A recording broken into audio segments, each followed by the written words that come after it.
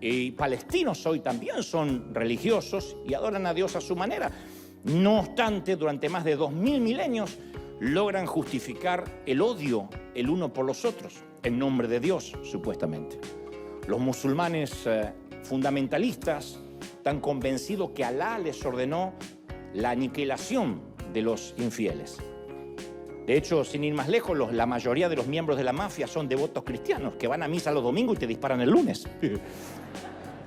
Questa è la iglesia nostra, è chiaro, capisci? Lo enviamo al diavolo che parezca un accidente, dijo el apóstol Vito Corleone, ¿no? Entonces, cuando espiritualizamos la segregación religiosa, como consecuencia terminamos pasando a 1000 kilómetros de Dios. Todos estos ejemplos apuntan a una misma verdad, aunque son sórdidos, pero que es sumamente peligroso ser religioso sin volver constantemente a Jesús, ser cristiano sin volver constantemente a Jesús, al modelo original. Esa es la senda antigua. La senda antigua no es ponernos en un búnker, en un fuerte y sostener una vieja doctrina o una vieja manera de hacer las cosas. La senda antigua es siempre regresar al original. Las reformas siempre vienen a través de un redescubrimiento de las Escrituras. Nunca es que a alguien se le ocurrió algo nuevo, sino que vuelve, como hemos nosotros durante tanto tiempo vuelto a mirar las Escrituras con ojos nuevos. Cuando uno vuelve a ver la misma historia de Jesús, pero con ojos nuevos, que no estén a través del filtro, del sesgo de la religión, uno descubre algo que se nos había olvidado, la famosa senda antigua. Eso es lo que uno trata siempre de hacer, volver a las bases. Uno puede tener música más o menos moderna, servicios más o menos contemporáneos, pero siempre regresamos a la original. Los pescadores dicen que la tentación que captura a los peces suele ser 99% del sabor de la carnada y 1% del anzuelo. Y Satanás sabe, el enemigo sabe que no nos puede convencer de manera explícita con un tridente y una capa roja. Sin embargo, sabe que si puede camuflar 1% de engaño con 99% de verdad, puede llenar una red de peces. Segunda de Corintios, Pablo le escribe a la iglesia de Corinto en el capítulo 11 y el versículo 14 y afirma: y no es de extrañar de que Satanás mismo se disfraza de ángel de luz. Por eso no es de sorprenderse, dice el apóstol, que sus servidores se disfracen de servidores de justicia. Habla de disfraz, de simulación, de fingimiento. Entonces al enemigo no le importa de qué lado nos desviemos, siempre y cuando nos desviemos un poquitito, como hice yo con los listones en la carpintería de papá. De manera que la solución es siempre regresar completamente a Jesús. ¿Me siguen, sí o no? El apóstol Pablo añade en la segunda carta de Corintios, capítulo 11, versículo 3, y dice: no dejes que el diablo te desvíe de lo puro y sincero que es caminar con Jesús. No dejes que te desvíe. A mí me fascina esa, no sé si sugerencia, no llega a ser un mandamiento, pero ese consejo. No dejes que el enemigo te desvíe del caminar sincero, simple de Jesús. En otras palabras, todo lo que en nuestra relación con Dios no sea puro, cristocéntrico, centrado, siempre nos va a sacar del carril, nos va a sacar del riel. Apenas 1 centímetro de eso y nos convertimos en un fariseo moderno. Y todos tenemos un pequeño fariseo dentro queriendo salir. Peor hubiese sido que tenemos un argentino adentro queriendo salir, pero eso cuando hablemos de orgullo. Pero todos tenemos un pequeño fariseo que está ahí en pausa. Somos fariseos en pausa. Y un síntoma de ese fariseísmo es cuando estamos convencidos que a Dios les disgustan las mismas personas que a nosotros.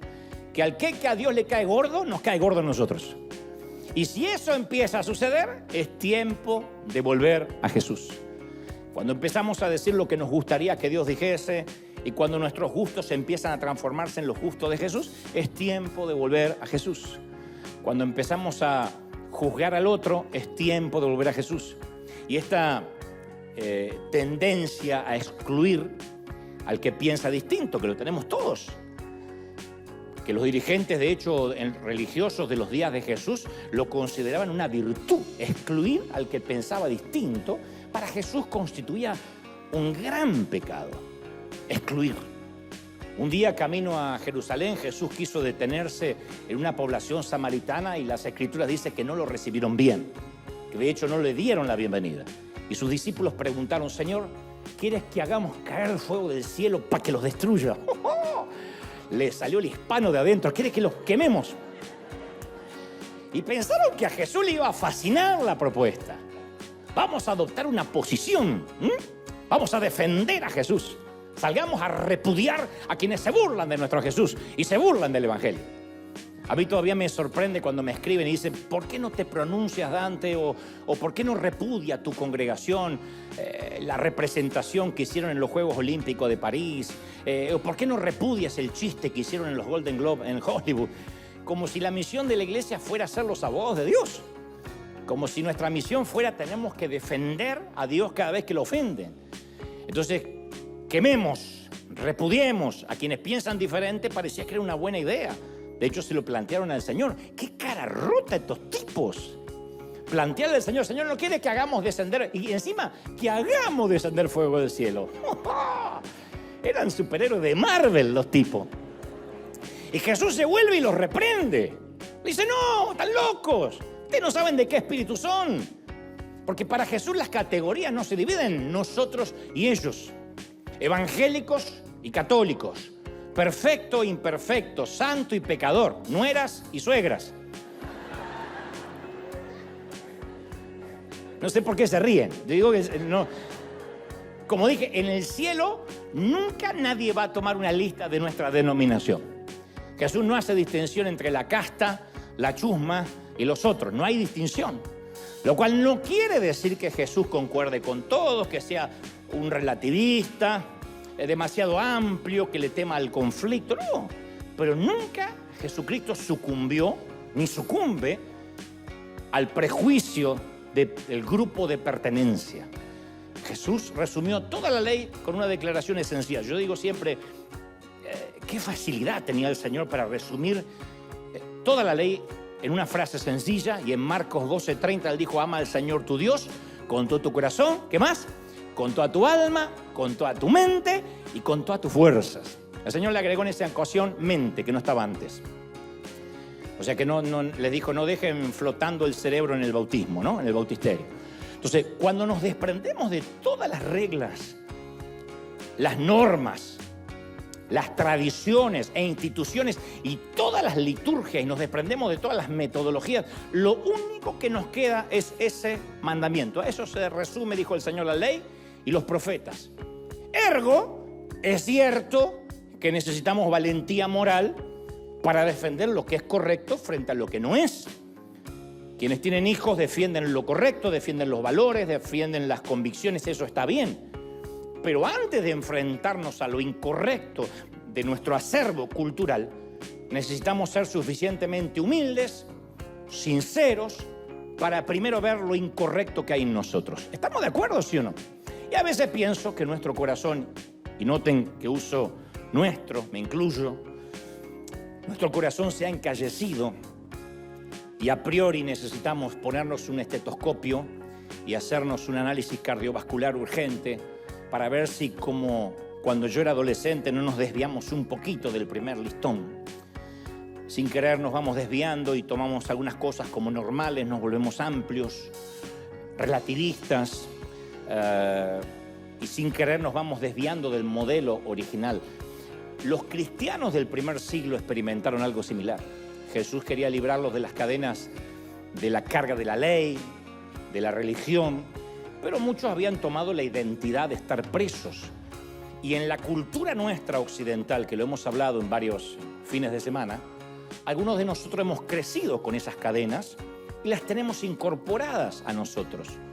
Porque alguien dirá: siempre estás hablando de ser libre de la religión. Si en River ya somos libres. Sí, pero hay gente que tiene un sesgo, un sistema de creencias que hereda. A mí me pasó eso. Yo soy un legalista en recuperación. Crecimos pensando que la religión era la pista por la cual debíamos correr la carrera que Dios preparó para nosotros. Y Jesús dijo que la religión era un peso, era parte del problema, no una ventaja para correr.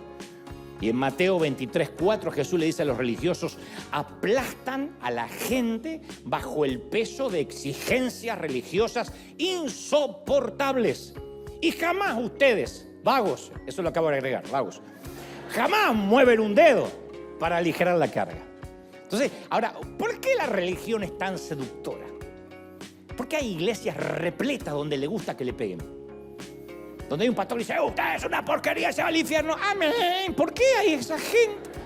Porque yo entiendo el pobrecito este que grita, pero no entiendo la otra gente. Bueno, y yo me he dado cuenta con los años que el sistema religioso nos permite hacer sentir, porque es una falacia, no es verdad, pero nos hace sentir que somos parte de una casta especial.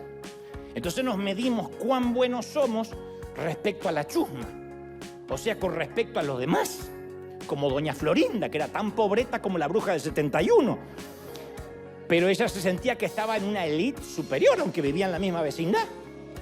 Entonces, los religiosos de los tiempos de Jesús habían desarrollado una exhaustiva lista de reglas, de cosas que se podían y que no se podían hacer, y que incluso excedían a la ley hebrea, excedían al decálogo de Moisés. 613 leyes inventaron los tipos, 613. O sea, te levantaba y ya estabas violando una ley. Y ellos trataron de aclarar todos los puntos grises, todos. Y cada nueva regla significaba un peso más en la espalda. Ahora, ustedes dicen: bueno, menos mal que eso sucedía en el pasado, pero sucede en la actualidad. Las personas llegan a la congregación y les repartimos pesas para que corran la carrera, y es una carga y un peso que no tenían antes. Pero la religión, insisto, nos da una sensación de superioridad. En Lucas 11 encontramos un líder religioso haciendo esto. Jesús estaba comiendo en la casa de un fariseo y no se había lavado las manos antes de comer. Yo pienso, conociendo a nuestro Señor, que lo hizo adrede, no fue un olvido. Así que tenía las manos bastante sucias, las uñas bastante percudidas, y así estaba comiendo con la mano. Esa era una de las tantas leyes ascética de los líderes religiosos que habían inventado e impuesto al pueblo. Y Lucas 11:37 dice: y el fariseo se sorprendió mucho al ver que Jesús no se había lavado las manos antes de comer. Se puso histérico, le agarró un ataque de caspa, dijo: ¿cómo puede ser? Y Jesús hacía mezclado con tierrita. Y Jesús les dijo: ustedes los fariseos se lavan por fuera, pero por dentro son mala gente. No ayudan a nadie, le roban a las personas, necios. El que hizo lo de afuera no hizo también lo de adentro. Y ahí se atragantó el otro. Y siempre yo sostengo que somos muy similares a los fariseos. Porque quizás no mostramos la insignia de yo me lavo las manos antes de comer, pero mostramos la insignia de yo nunca me emborraché, yo nunca fumé. Otros dicen: no, mi insignia es que nunca he tenido sexo antes del matrimonio, ni después.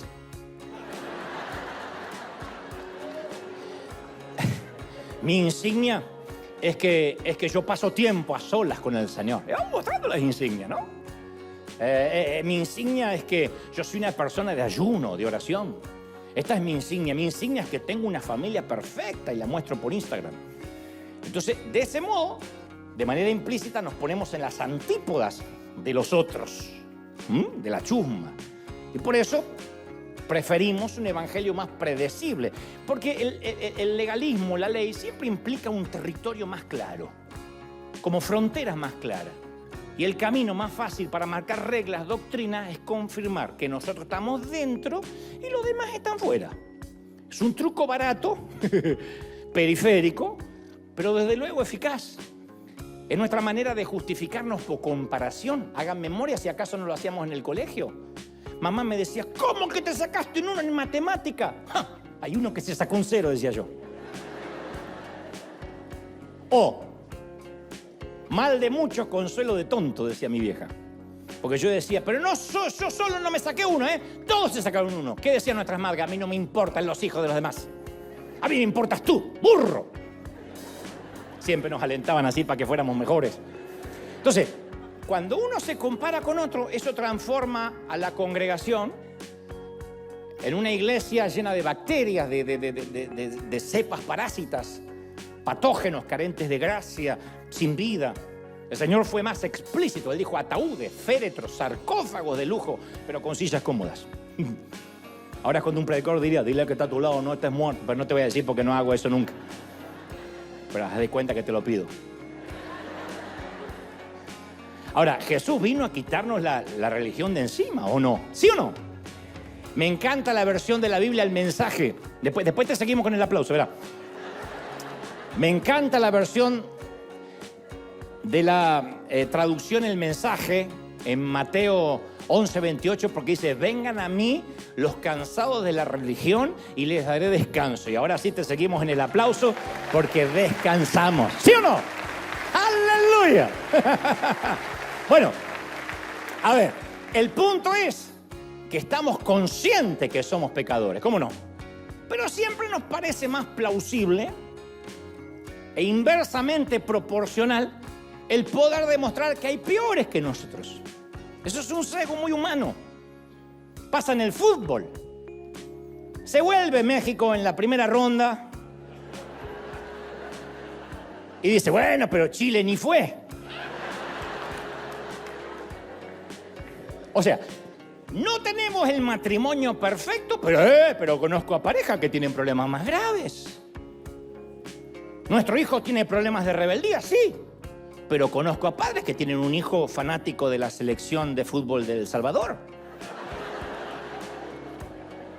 No se rían los mexicanos que algunos tienen hijos que siguen al Atlas, ¿eh? O sea, estamos rotos, pero en lugar de correr al Señor y decir, quiero arreglar mi quebranto, nos pasamos la vida consciente o inconscientemente buscando gente que esté por comparación peor y que no nos haga sentir tan rotos, tan pecadores. Y como dije una vez en nuestro pecadómetro, etiquetamos los pecados de la siguiente manera: pequeños y niños, esos son los pueriles, los que decimos, bueno, todo mundo. Después los medianos y preocupantes, y los grandes y escandalosos. Y solemos poner más énfasis sobre los comportamientos sexuales que en ayudar a los pobres. No porque Jesús dijera que la sexualidad fuera más importante que la pobreza, sino que para nosotros nos parece más morboso, más truculento, más impúdico condenar a alguien por hacer algo con el sexo, ya sea que tener relaciones antes de casarse, el adulterio, la fornicación, lo que sea, o alguien que duda de su orientación sexual. Eso nos parece más mórbido, más escandaloso. Sin embargo, en ningún lugar de la Biblia encontramos que Dios haga distinción en los diferentes niveles de pecado. Dios no comparte nuestro sistema de evaluación. Para Él todos los pecados son iguales de malos. Y la lista del homicida está el chismoso y la chismosa que se viene a la línea para el segundo servicio, no para el primero, que acá no hay. Y ambos merecen el mismo amor, ¿sí o no? Ambos merecen el mismo amor. Pensaron que dijeron, ambos se van al infierno. No, ambos merecen, si hay arrepentimiento, el mismo amor. Entonces, en el final la iglesia nunca va a ser definida por las cosas de las cuales nos separamos, sino por aquellas cosas que cambiamos. La iglesia no será definida por todo aquello a lo cual nos oponemos, sino aquello que proponemos como alternativa de vida. Si nos conocen por aquello que no hacemos, es que simplemente estamos siendo santos por omisión, pero no hacemos nada bueno, no hacemos nada por comisión. ¿Me siguen, sí o no? Yo puedo decir, yo no hago, yo no peco, yo no fumo, yo no tengo suegra, yo soy santo. Pero, a ver, ¿pero qué haces bueno? Bueno, nada, pero no hago nada malo, pero no necesariamente no hacer nada malo me transforma en alguien bueno. Jesús lo ilustró así en Mateo 5:15. Él dijo, ni se enciende una lámpara para cubrirla con un cajón. Por el contrario, se la pone en la repisa, en el estante, para que alumbre a todos los que están en la casa, para que hagan brillar su luz delante de todos, para que todos vean las buenas obras de ustedes y alaben al Padre que está en el cielo. ¿No es maravilloso? Ahora, eso es volver a las bases. Nunca podemos olvidar la misión. Jesús lo dijo en palabras más simples en Mateo 5:3. Él dijo, ustedes son la sal de la tierra. ¿Se acuerdan? Y si la sal se vuelve insípida, ¿cómo recobra su sabor? si se corrompe, ya no sirve para nada, sino que la gente la desecha, la pisotea. Yo estaba leyendo que un cristiano o alguien que se convierte a Cristo después de un año o dos, la mayoría ya no tiene amigos no cristianos. Entonces lo primero que queremos cambiar o nos dicen que cambiemos es el entorno. Pero yo digo, puede parecer saludable esto, pero si uno se aleja de aquellos que más necesitan nuestra palabra, perdemos la misión. Ahí es cuando el listón va cambiando de medida. Si los granos de sal vuelven a juntarse en el salero, toda la comida está en problemas. A mí me gustaba como Luis Palau definió esto con un ejemplo. Él dice así, con un tanto vulgar, pero caramba que lo vale. Él decía, porque está en la presencia del Señor. Luis Palau dice, la iglesia es como el estiércol. Cuando está toda junta, apesta. Pero cuando está desparramada, abona la tierra. La sal es lo mismo, toda junta en el salero no sirve. Y a propósito de esto de guardar sal en el salero, escuché esta semana una historia maravillosa que te la quiero compartir. Resulta que un gringo, un hueso colorado, llega a un pequeño pueblito hispano que estaba atravesando una enorme crisis económica y se acerca al hotel del pueblito y pregunta, ¿qué tal, mi querido? ¿Cuánto cuesta habitación por noche? Y el conserje responde, $100. Yo no hice ningún tono, es hispano. Como ustedes prediquen, pongan el tono que quieran. Ok, dice el gringo, $100. Y saca el billete de 100 y lo pone sobre el mostrador del conserje. Y dice, si no le molesta, yo quiero ver cómo es mi habitación antes de quedarme. Pero deja los $100 ahí. Y sube. Y mientras que el gringo sube, el conserje llama rápido al cocinero y le dice, mira, no lo vas a creer, en este pueblo que no pasa nada, acaba de llegar un gringo. Y necesito que prepares urgente un buen desayuno y posiblemente si se queda vas a tener que preparar por varios días. El cocinero le dice, no puedo, porque ya me debes $100. El consejero responde, acá está, toma tus $100 y prepáralo. El cocinero llama urgente al repartidor de leche y le dice, necesito urgente que me vendas leche porque tengo que preparar un desayuno para el hotel que acaba de llegar un gringo. Y el repartidor le dice, no puedo, porque ya me debes $100. El cocinero le responde, te pago los $100, pero tráeme la leche ya.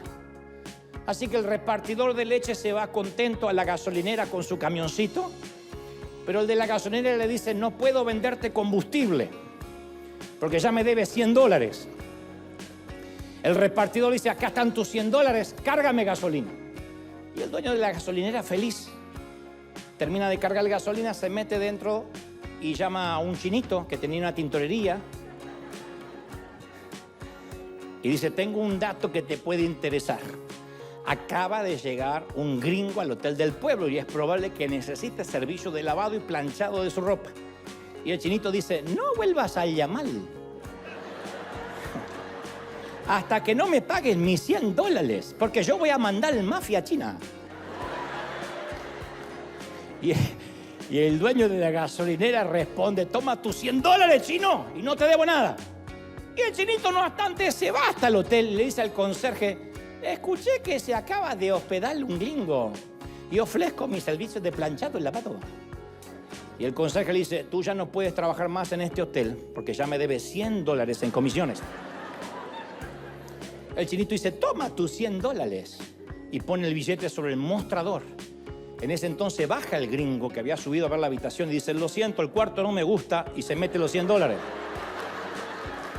Moraleja, tan solo porque aquel gringo hizo circular un billete de $100 por 10 minutos, todo el mundo en ese pueblo pagó las deudas.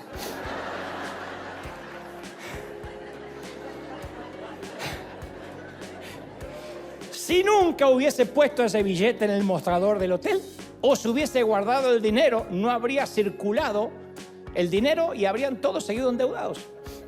Los economistas afirman que cuando la liquidez se guarda y no circula, se produce la crisis. El ahorro no ayuda a un país.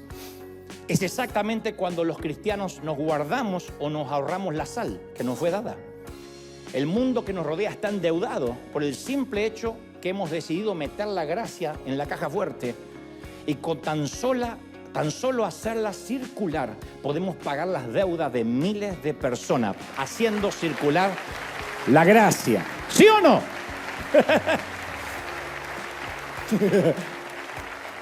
Pablo le escribe a Éfeso en Efesios 3:2 y le dice: la dispensación de la gracia que me es dada para con vosotros. Dispensar la gracia, eso es dispensar la gracia, hacerla que circule. No decir, no, pero a lo mejor las pisotean, a lo mejor se transforma en libertinaje. Nosotros no estamos para regularla, para guardarla, para ahorrarla, para cuestionarla. Estamos para dispensarla. No somos fumigadores con Flick, con Ray. Somos dispensadores de gracia. Jesús se ganó la reputación de amar a los pecadores, reputación que sus seguidores, de hecho, hemos perdido. A los férreos defensores de la ley les escandalizaba que el maestro se sentara a comer con prostitutas de burdel, adúlteros, ladrones, fornicarios. Y para ponerlo en términos actuales, frecuentaba con políticos corruptos, defensoras del aborto, homosexuales, el que se fuma un porro, el que tiene piercing y tatuaje por todo el cuerpo, aquella chica que vive con su novio, el misógino golpeador, el pederasta, quien lleva 4 matrimonios rotos, todos. Y digo, ¿qué nos pasó para que ese patrón haya cambiado? ¿Por qué a los pecadores no les gusta estar con nosotros? ¿Por qué? ¿Por qué nos evitan? Y no me digas, bueno, es porque huelen mi santidad. Cámara. ¿Cuál fue el secreto de Jesús que perdimos? A veces a mí me escriben, dime con quién andas, Dante. Se me cayó alguien del pedestal. Mira con quién te sacaste una foto. Ahora, ¿qué hubiese pasado si en la Palestina del primer siglo hubiesen tratado de aplicar ese refrán a Jesús de Nazaret? Que cuando vio a Zaqueo en el árbol dijo, quiero quedarme en tu casa. Y ahí la muchedumbre obviamente mostró su desaprobación y Jesús respondió a su queja: el Hijo del Hombre vino a buscar y a salvar, ¿a qué? Lo que se había perdido, no lo que estaba encontrado. No voy a perder tiempo con los encontrados, sino con los perdidos. A otro réprobo Leví, Jesús se lo encontró en la misma mesa cuando estaba cobrando los odiados impuestos. Y dijo, los sanos no tienen necesidad de médicos, sino los enfermos. Entonces el contagio de la santidad siempre derrota el contagio de la impureza. Eso es la sal. ¿Quiénes son los virales? ¿La comida o la sal? ¿Quiénes son los virales? ¿Los inconversos o nosotros? O sea, los inconversos, los perdidos, no son puntos de contaminación, son depósitos de misericordia divina para dispensar la gracia. No fuimos llamados a evitar el contagio, esa no es la misión de la iglesia. Metidos en un invernadero aséptico, somos dispensadores, portadores de gracia, ¿sí o no? Yo siempre menciono que las escrituras están llenas que nuestra Biblia está llena de personas desordenadas. No hay forma de hacer la Biblia aséptica, por más que le pongamos un tono, así dice la Biblia. Pero yo veo que los autores bíblicos no editaron a sus héroes. Todos los personajes de aquí, insisto, son una mezcla compleja de fortalezas, de debilidades. Sí, fueron personas valientes, brillantes, algunos intrépidos, leales, apasionados, comprometidos, pero a su vez asesinos, adúlteros, maníaco-depresivos, inseguros, inestables, descreídos, maliciosos, rencorosos y gente loca como Pedro que le dijo, sana a mi suegra, Señor.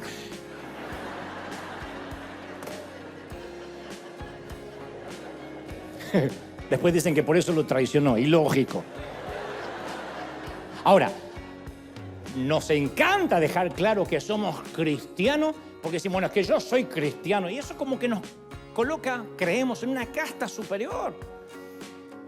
El otro día escuchaba una grabación del pastor Andy Stanley que decía que él hizo una encuesta donde le preguntó a gente común qué se le venía a la mente cuando él mencionaba la palabra cristiano, y la mayoría dijo moralistas, intolerantes, homofóbicos, inflexibles, que no creen en los dinosaurios, que consideran que son los únicos que van al cielo y que en secreto saborean la idea que todos los demás se van a ir al infierno.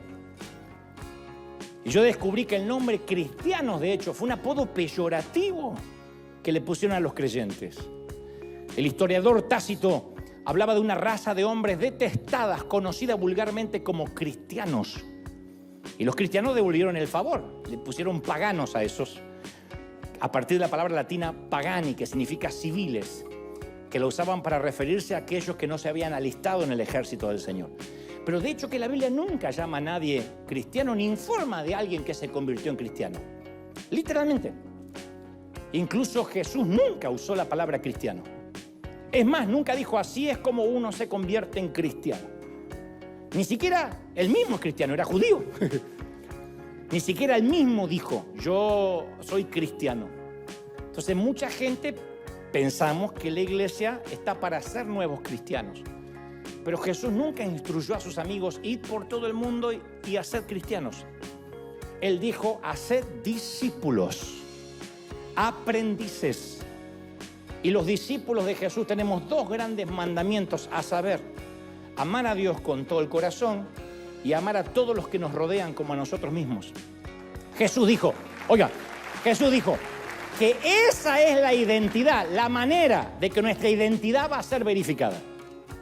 Como una comunidad de discípulos, aprendices, que aman contra toda razón y contra todo sentido común. Nuestro amor no resiste análisis. Jesús declaró en Mateo 5:44, pero yo les digo, amen a sus enemigos y oren por quienes los persiguen, para que su Padre, que está en el cielo, que también hace que salga el sol sobre malos y buenos y que llueva sobre justos e injustos, les agrade. O sea, se nos llama a amar a la persona arrepentida y se nos llama a amar a la persona no arrepentida. No podemos decir, si se arrepiente, lo amo. Se nos llama a amar al no arrepentido, aquel que cada día está peor. Amén, dice una señora. Se acordó de alguien. Hasta ahí solo enseñanzas. Un día Jesús deja caer una bomba. Una noche le dice Jesús a los muchachos, pasemos al otro lado. El otro lado era Decápolis. Eran 10 ciudades que representaban todo lo que Israel detestaba. Los judíos consideraban que el otro lado era el lugar donde vivía Satanás, era antagónico a lo sagrado. Ahí vivían los inconversos, los de la falsa doctrina, la gran ramera. Los ateos, los seculares, los apóstoles perniciosos. Del otro lado vivían los otros. Esa fue la bomba. Jesús dijo, vamos al otro lado. No estaba hablando solamente de geografía. El otro lado era la religión de Decápolis, las 10 ciudades. Sus habitantes eran no paganos, eran súper, ultra, mega, archi, mega, hiper paganos. Y había una tradición rabínica respecto al otro lado. Se decía que Decápolis, el otro lado, era donde se habían establecido las 7 naciones de Canaán. O sea, cuando conquistaron la tierra prometida, 7 naciones se instalaron ahí.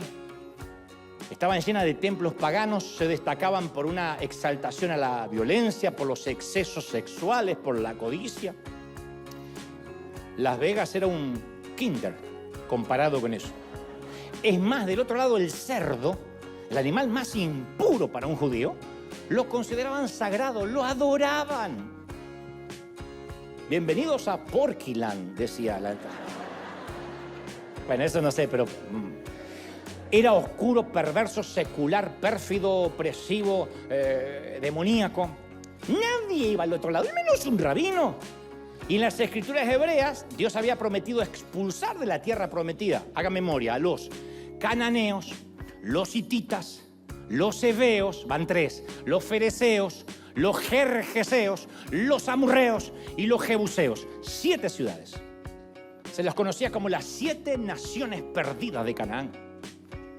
Así se los conocía y se las nombraba en los tiempos de Jesús. Encima de Decápolis, además de albergar a estas 7 ciudades, era el centro del poder romano. Había una legión allí de 6.000 soldados del imperio. Era un búnker del gobierno hegemónico y genocida. Y Jesús un día de manera casual dice, muchacho, pasemos al otro lado. Fue el primer crossover de la historia. ¿Cómo que el otro lado? ¿No sabe que el reino es de este lado? Es como que si Jesús no supieran que del otro lado viven los otros, la chusma. Es como si Jesús dijera, todos los pueblos de la tierra van a ser bendecidos por mí. Y Jesús dice, vayamos por los otros.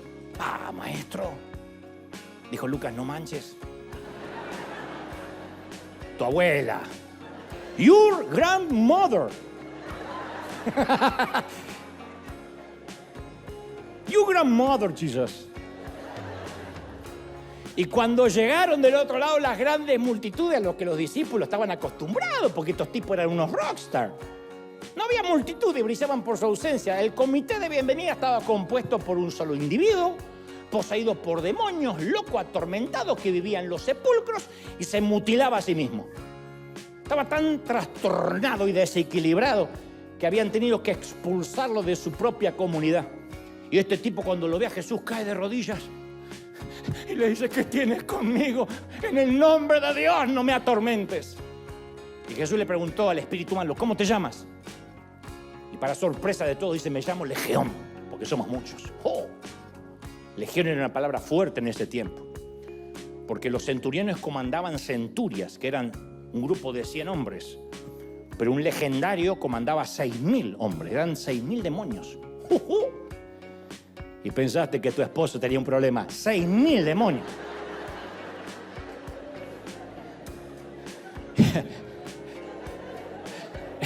¡6.000 tenía el tipo! Pidieron que los enviara a un grupo de cerdos, a un hato de cerdos, que se terminaron suicidando por un despeñadero. Ahí los teólogos afirman que nació el jamón del diablo.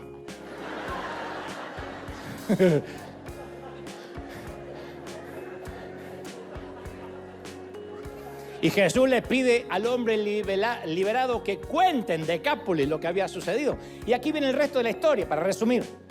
Jesús vuelve a Decápolis tiempo después. Y en esta ocasión sí, muchas multitudes vinieron a verlo, porque el boca a boca se corrió de lo que había ocurrido con este loco. Y en San Marcos 6:54 relata, lo siguieron por toda aquella región y le traían la gente en camillas, a los que tenían enfermedades, donde quiera que iba Jesús, en pueblos, ciudades, caseríos, aldeas, traían los enfermos, les suplicaban que aunque sea les dejara tocar el borde del manto, y quienes lo tocaban eran sanos. En otras palabras, las 7 naciones de Canaán alababan al Dios de Israel. Los otros fueron convertidos. La primera vez que Jesús fue al otro lado no encontró a nadie excepto a un patético lunático. Pero la segunda vez que fue se produjo un avivamiento de los más espectaculares, de los que casi no se habla en el Nuevo Testamento. La gente resultó receptiva, más que en cualquier lugar que haya ido. No hay otro sitio donde dice que la gente tocaba el manto y se sanaba. Solo sabemos de una mujer que lo hizo. Aquí un montón de gente lo hacía. O sea que los otros resultaron mejores cristianos que nosotros. El tema es que Jesús a los otros los ama de una manera que deja subyacente algo bajo la superficie. Esto es una gema escondida que te quiero regalar por la misma ofrenda que vas a poner después. Yo lo llamo un duelo entre dos relatos de alimentación de multitudes. Viene a cuento porque tiene que ver con el otro lado. En Marcos 6, Jesús da de comer a una multitud a la orilla del lago que pertenecía a Israel, a este lado. Sobraron 12 canastas de comida, como una suerte de significado de las 12 tribus de Israel. Uno dirá, casualidad. Puede ser. Me doy el beneficio de la duda que sea casualidad. Sobraron 12 canastas y son 12 tribus de Israel. Pero en Marcos 8, Jesús le da de comer a una multitud del otro lado. Y sobran 7 canastas de alimento. ¿Por qué la variación? ¿Será que Jesús oró menos? Es casi como que Jesús estuviera diciendo, tengo buenas noticias para las 12 tribus y también buenas noticias para las 7 naciones de Canaán. 12 tribus, 7 naciones, a mí no me importa. Yo las amo a todas, son buenas noticias, tanto para este lado como para aquel lado. Dios no distingue, el Señor no distingue. ¿Estamos de acuerdo? Pero con frecuencia dividimos el mundo en dos partes, nosotros y ellos. Y adquirimos conciencia de estos grupos desde la escuela. Y vamos creciendo y cambian los nombres de los grupos, pero la dinámica sigue siendo la misma. Yo nunca pertenecí a ningún grupo en la escuela porque siempre me dejaban a un lado, pero estaba en el grupo de los excluidos. Pertenecían al equipo de la selección de El Salvador. ¡Ah! El hecho de ver que se excluye a otros nos hace especiales. Porque yo siempre fui el excluido, pero un día vino un gordito que tenía, pobrecito, mucho sobrepeso, y entonces yo ya no era el último que elegían, era el penúltimo. Y yo me sentía especial a expensa de este muchacho. Mamá, hoy me eligieron. Pero si nunca te eligen, sí, pero vino uno peor. Entonces los seres humanos solemos colocarnos en uno de los dos lados. Somos nosotros, somos los otros, ¿sí? Aquí yo pensé mucho si ameritaba esta historia, y como tenemos un invitado especial aquí, creo que la amerita más que nunca. Que para los que no saben, en sus casas, en nuestro querido Marcos Witt, siempre es un placer tenerte. Me siento anodadado de que hoy estés. Un placer. Entonces, ahora van a ver por qué tiene que ver en esta historia, porque quiero regalarte esta historia otra vez, aunque te parezca tediosa, alguna vez la conté. Ni modo, igual te la voy a contar, yo tengo el micrófono. Resulta que un hombre caminaba por un puente cuando ve a una mujer que aparentemente está por saltar al vacío. Y de inmediato corre a decirle, no lo hagas, Dios te ama. Y a ella se le llenan los ojos de lágrimas. Entonces él le pregunta, ¿eres cristiana, judía, atea o qué? Ella dice, no, soy cristiana. Él le agregó, yo también. Pero qué mundo más pequeño. ¿Evangélica o católica, apostólica, romana? Ella dice, no, evangélica. Yo también. ¿De qué denominación? Pentecostal. Yo también. La mujer seguía así en la baranda, ¿Pentecostal del norte o pentecostal del sur? No. Pentecostal del norte. ¡Oh! Yo también. ¿Pentecostal del norte conservador o pentecostal del norte liberal? Ella dice, pentecostal del norte conservador. ¡Wow! Asombroso. Yo también. ¿Pentecostal del norte conservador fundamentalista o pentecostal del norte conservador episcopal? Ella dice, pentecostal del norte conservador fundamentalista. ¡Asombroso! ¿Pentecostal del norte conservador fundamentalista que cantan las clásicas, la alabanza de Marcos Witt?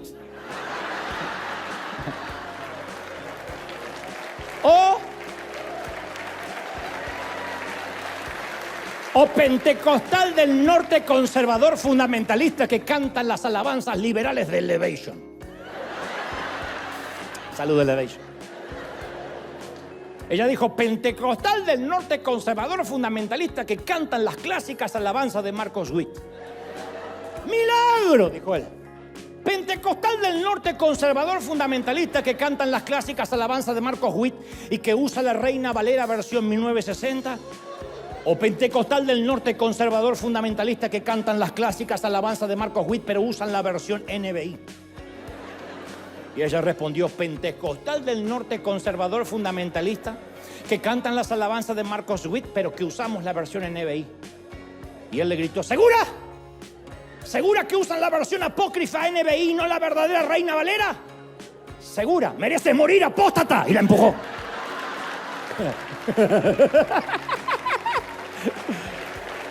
Murió una fan de Marcos.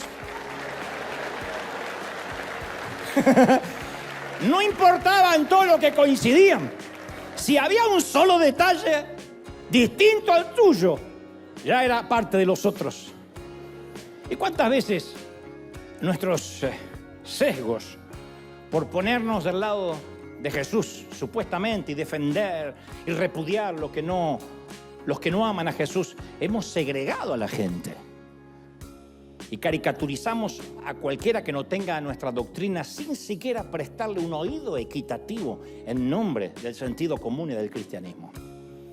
Yo diré esto otra vez a riesgo de ser monotemático, porque es nuestro tótem, porque es el axioma de River, porque son nuestras convicciones más profundas. Cuando a los otros, cuando a los demás, cuando a la chusma le ponemos un rostro, todo cambia, ¿sí o no? Porque ya no hablamos de algo, hablamos de alguien. Todavía a veces me preguntan cuál es la postura de River respecto a los divorciados y a los bisexuales y a los transgéneros. Y yo le hago una pregunta, ¿cuál es tu postura? Si ese divorciado, ese transgénero, ese transexual es tu hijo o tu hija, entonces lo toman fuera de contexto y dicen, entonces apoyan todo. No. Me hiciste una pregunta simple, yo te di una respuesta simple. ¿Cuál es tu postura si es tu hijo? Porque si no le ponemos un nombre y un rostro, no podemos amar ni asumir posturas. Porque de otro modo hablamos la postura de la iglesia, la postura de la denominación, como si la responsabilidad de amar fueran de las paredes, de la denominación, de la interpretación de la doctrina. ¿Cuál es la postura de Rive para aquellos que están en depresión? Yo dije más de una vez, si se sabe que alguien recibe un diagnóstico mental y tomamos pastillas, enseguida nos dicen que estamos endemoniados. Porque la iglesia no aprendió a tratar los problemas mentales como los problemas físicos. Los tratamos como si siempre necesariamente fueran problemas espirituales. Y a veces un problema mental es un problema físico. Sales, en palabras simples, que se mezclan. Problemas que devienen, que somatizamos en todo el cuerpo. Hemos hablado mucho acerca de la depresión. Es un problema, es una patología. Claro, puede haber gente poseída, sí. Los menos. El que tiene a Cristo no puede poseerlo nadie, más que no sea el Cristo. Nadie quita de mi mano los que son míos, dice el Señor, ¿sí? Ahora, ¿cuál va a ser nuestra postura si el que está en un profundo pozo de depresión es nuestro hijo? Entonces, los prejuicios evangélicos son un grave problema sanitario. Entonces, no le podemos quitar la cara al paciente para quedarnos con la patología. Porque esa es la manera de no involucrarnos, para no amar. Qué mal nos sentimos cuando vamos a un hospital y nos atienden como un número. Y nos miran diciendo, ¿de qué hay que operarlo a usted? No, de nada. Ah, ¿no era cambio de sexo? Tarde. Qué feo cuando no nos conocen. Decimos, me tratan como un número. Claro, porque los médicos no se quieren involucrar. Es la patología, no el paciente. Pero nosotros no tenemos ese lujo. Eso de tratar solo con los síntomas es para no ensuciarnos con el problema. La idea es que nunca vivamos apartados del mundo. Nuestra ciudadanía no es de aquí, pero hemos sido asignados al mundo. Esta es nuestra jurisdicción. No te pido que los quites del mundo, dijo el Señor. O sea, Dios no nos ama porque Jesús murió por nosotros. Jesús murió por nosotros porque nos ama. Los de este lado y los del otro lado. Los de aquí y los de allá. Alguien tiene que creerlo, ¿sí o no? Como digo siempre, Él nos amó primero. Y si queremos ganar al mundo, necesitamos limpiar el mensaje de salvación, liberándolo de nuestros sesgos doctrinales. Volver al original, dijo mi papá. Vuelve al original, porque te va cambiando todo de medida. No es Jesús más cuidar la doctrina lo que nos salva. No es Jesús más algo lo que nos da propósito. No es Jesús sumado a lo que nos da identidad. Es Jesús sin procesamientos, sin agregados. Lo diré, aunque cada día, como Roberto Carlos, yo quiero perder 1 millón de amigos. Cada vez tengo menos amigos. Pero es Jesús sin colorantes, sin aditivos, sin edulcorantes, sin pausterizar, sin fermentadores, sin anabólicos, sin energizantes, ni empoderamientos baratos. Libre de la religión artificial con esteroides. Entonces es tiempo de volver a Jesús sencillo, orgánico, puro, simple. Bajo ningún punto de vista estoy hablando en desmérito de la santidad. Porque eso es algo orgánico, algo que empieza a ocurrir cuando uno se acerca al Jesús simple, cuando uno se enamora, cuando no es religión sino es relación. Cuando le agregamos algo a Jesús, le estamos quitando todo. Es Jesús solo. Dios conoce cada uno de los nombres a quienes nosotros llamamos la casta. Conoce cada uno de los nombres y rostros de a quienes a veces llamamos la chusma. Dios conoce el corazón de cada quien a quienes llamamos los otros. Esos son los otros, sean de la religión, denominación o ateos. Y yo quiero darte una noticia. Sé que a algunos les va a alegrar y a otros no tanto. Pero absolutamente todos estamos en el mismo lado, del lado de Jesús. Y nos ama a todos por igual, ¿sí o no? Da un aplauso grande al Señor de señores. Alguien tiene que celebrar más que eso. Dale. Dale un aplauso grande al Señor de señores. Rápido. Aplaude, dile al Señor. Dios ha hablado esta mañana. ¡Aleluya! Alguien tiene que celebrar. Apláudele, Señor. Ese es mi Dios.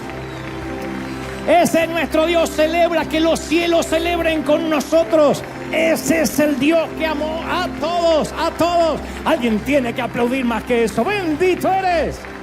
¡Lleva! ¡Aleluya! Más. Dile, Señor, hay gracia, hay sal derramada esta mañana. ¡Uy! Te exaltamos, Dios.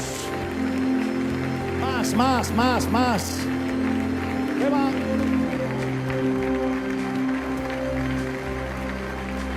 Me encantaría que levantes tu mano conmigo y digas: Señor, gracias por esta mañana. Yo he transmitido lo que creo, Dios ha puesto en mi corazón. No he agregado, no he omitido nada de lo que sé que Él ha querido hablarnos. Pero sé que yo he hablado torpemente a tu intelecto, mientras que Él habla a nuestro corazón, a nuestra mente. ¡Uy! Bendito sea el Señor. Todos comienza a hablar. Si tienes el bautismo del Espíritu, intercede como el Señor te da. Si no, abre la boca, que de algo Dios la va a llenar. Y los que hoy están por primera vez, los que en casa, los que aquí dicen: Señor, yo quiero que entres en mi vida, quiero que perdones mis pecados, quiero empezar otra vez, quiero reconciliarme contigo. Este es el momento de aferrarse a Jesús puro, a Jesús simple, a Jesús orgánico. Yo te invito a regresar al modelo original. No importa cuántos años llevemos en el negocio del reino, o predicando, o ministrando, o haciendo lo que hayamos hecho. Siempre, todos los días, en la presencia del Señor, regresamos en oración, en búsqueda. Señor, ayúdame a reencontrarme contigo. Y ese modelo original nos sostiene, nos bendice. ¡Uy! Todos orando, todos. Clama, dile: Señor, yo recibo esta palabra. Ahora clamo a ti, para que la gloria, el Espíritu Santo selle esta palabra. En casa, donde estemos, es la gloria del Espíritu, momento a momento, minuto a minuto, llenándonos todo. ¿Pueden sentirlo? Presencia del Espíritu, todos. Digan: Señor, yo recibo esta palabra. Ahora quito todo aquella que venga, toda exclusividad, todo sentimiento de segregación, de discriminación. Quita de nosotros esas veces que hemos juzgado, que hemos estipulado a alguien, etiquetado a alguien, rotulado a alguien. Señor, te amamos. Ten misericordia de nosotros. Vamos, levanta tu mano y dile: Señor, esta es la palabra que hoy cambia mi vida. Señor, yo pido que los primeros días de enero o en la mitad de enero esta palabra cambie, redireccione el curso de nuestra vida. Yo, Señor, he transmitido esto, pero sé que tu Espíritu ha llegado donde yo no puedo llegar. Y tu presencia impacta, llena, imparte una nueva unción de tu gloria, de tu Espíritu. Señor, sé que hay algo nuevo. Sé que vienen cosas nuevas para la iglesia, para River, para la gente que nos está mirando desde otras partes del mundo ahora. De Asia, de África, de América, de Oceanía, de Europa. Reciban esta palabra. Señor, bendice a los hermanos, amigos católicos, a los mormones, a los testigos de Jehová, a los que están siguiendo una doctrina creyendo que es o no la verdad, pero tú los amas, son almas. A los inconversos, a los ateos, a los escépticos, a los que están mirando de lejos, a los que hemos segregado, a los que hemos repudiado. Perdónanos tanta torpeza, haber sido tan canallas y no haber entendido que tú viniste a morir por todos y resucitaste por todos. Padre, yo transmito esta bendición en todas las áreas, en el cuerpo, en el alma, en el espíritu de la gente. Recibimos de ti, recibimos esa presencia y declaramos que somos libres de todo yugo, de toda opresión, de toda enfermedad, en todas las áreas, en el cuerpo, en el alma y en el espíritu. Amén, amén y amén. Bendito sea Dios.